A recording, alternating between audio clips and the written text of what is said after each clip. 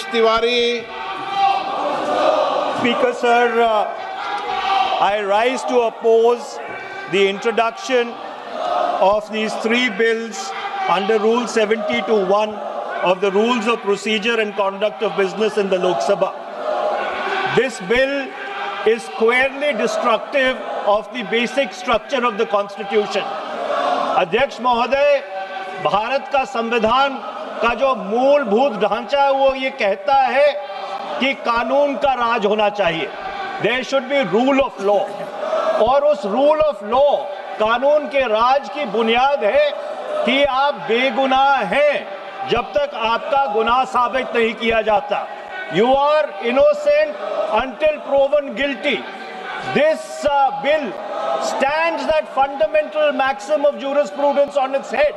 It makes an investigating officer the boss of the Prime Minister of India. The second ground on which I oppose this bill, it violates Article 21, the due process clause. FIR, arrest, charge sheet, and even framing of charge does not in any manner substantiate guilt. In fact, you plead not guilty only after charges are framed against you. This bill turns the fundamental jurisprudence of Article 21 on its head.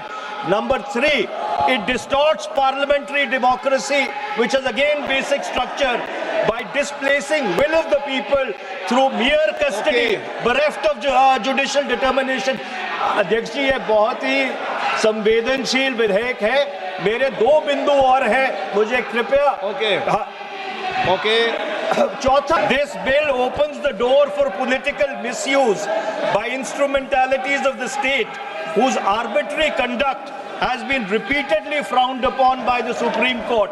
And finally, it throws all existing constitutional safeguards to the winds. Collective responsibility, judicial review, no confidence motion, and disqualification and conviction.